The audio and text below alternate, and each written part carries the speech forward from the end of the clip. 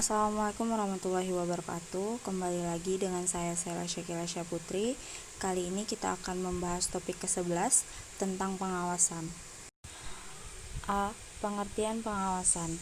Pengawasan merupakan fungsi terakhir yang harus dilaksanakan dalam manajemen, atau pengawasan adalah kegiatan manajer yang diusahakan agar pekerjaan-pekerjaan terlaksana sesuai dengan rencana yang ditetapkan dari suatu hasil yang dikehendaki.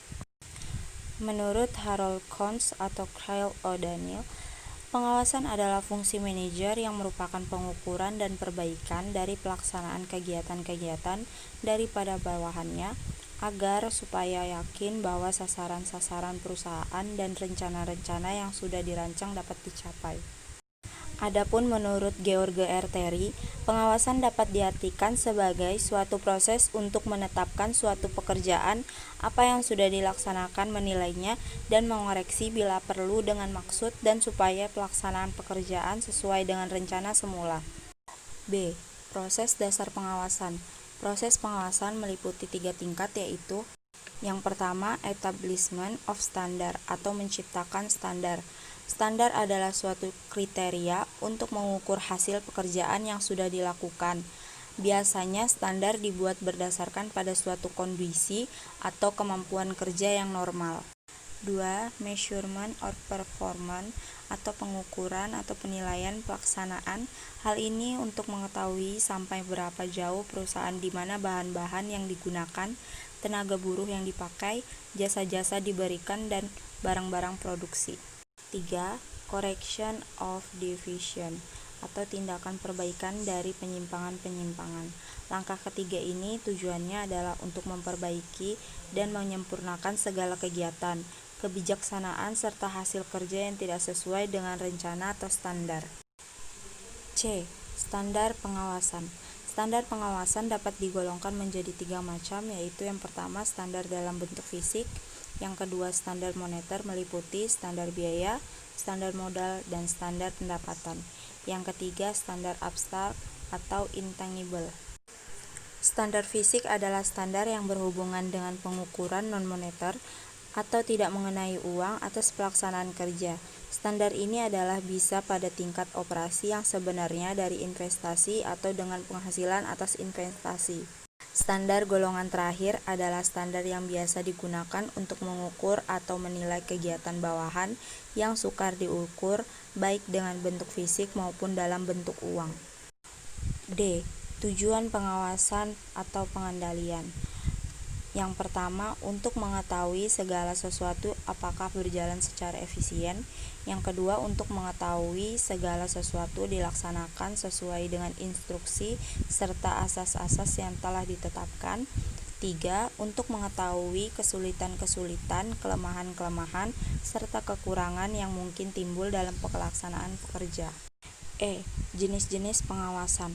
Berbagai macam pendapat tentang jenis-jenis pengawasan. Perbedaan pendapat tersebut terutama karena perbedaan sudut pandang atau dasar perbedaan jenis-jenis pengawasan itu. Ada 4 macam dasar penggolongan jenis pengawasan, yaitu yang pertama, waktu pengawasan. Berdasarkan waktu pengawasan dilakukan, maka macam pengawasan dibedakan atas. Yang pertama, pengawasan preventif.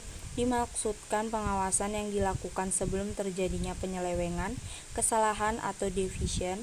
Jadi, diadakan tindakan pencegahan agar jangan terjadi kesalahan-kesalahan di kemudian hari. Yang kedua, pengawasan represif. Dimaksudkan pengawasan setelah rencana sudah dijalankan, dengan kata lain diukur hasil-hasil yang telah dicapai dengan alat pengukur standar yang telah ditentukan terlebih dahulu. Yang kedua, objek pengawasan. Berdasarkan objek pengawasan, maka pengawasan dapat dibedakan atas bidang-bidang sebagai berikut. A. Produksi.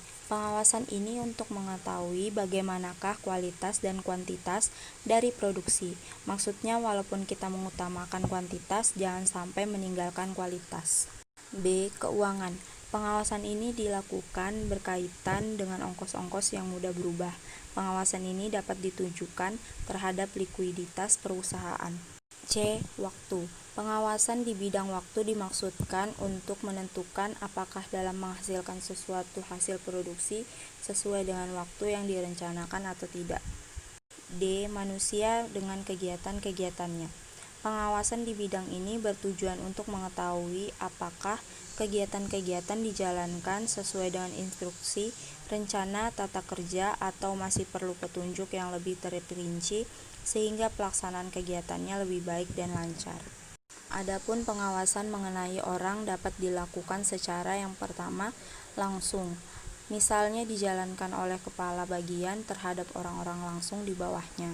Yang kedua tak langsung, misalnya kalau pengendalian dilakukan oleh seorang kepala bagian dengan melalui kepala subbagian.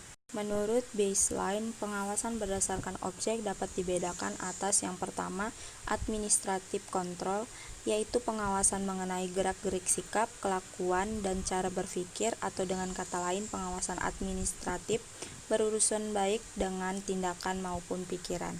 Yang kedua, operative control, yaitu pengawasan pengendalian mengenai perbuatan atau cara kerja, jadi tidak mengenai sikap dan kelakuan melainkan mengenai operasional. 3. Subjek pengawasan. Bila mana pengawasan ini dibedakan atas dasar penggolongan siapa mengadakan pengawasan, maka pengawasan itu dapat dibedakan atas yang pertama pengawasan intern, yaitu pengawasan yang dilakukan oleh atasan dari petugas yang bersangkutan atau pengawasan yang dilakukan oleh aparat pengawasan yang ada pada organisasi atau instansi yang bersangkutan itu sendiri. Yang kedua, pengawasan ekstern, yaitu pengawasan yang dilakukan oleh atasan orang-orang di luar organisasi bersangkutan. 4. Cara mengumpulkan fakta-fakta guna pengawasan. Berdasarkan cara bagaimana mengumpulkan fakta-fakta guna pengawasan, maka pengawasan dapat digolongkan atas yang pertama personal observasi atau peninjauan pribadi, yang kedua oral report atau laporan lisan, yang ketiga written report atau laporan tertulis, yang keempat control by encaption atau laporan dan pengawasan kepada hal-hal yang bersifat istimewa. F. Syarat-syarat pengawasan. Terdapat syarat-syarat agar sistem pengawasan menjadi efektif, antara lain yang pertama, pengawasan harus mendukung sifat dan kebutuhan daripada aktivitas. Yang kedua, pengawasan harus melaporkan setiap penyimpanan yang terjadi dengan segera. Yang ketiga, pengawasan harus mempunyai pandangan ke depan. Yang keempat, pengawasan harus luas dan fleksibel. Yang kelima, pengawasan harus serasi dengan pola organisasi. Mungkin untuk topik ke-11 tentang pengawasan cukup sampai di sini. Mohon maaf apabila ada salah kata atau penyebutan kalimat atau nama orang. Mohon dimaafkan. Wassalamualaikum warahmatullahi wabarakatuh.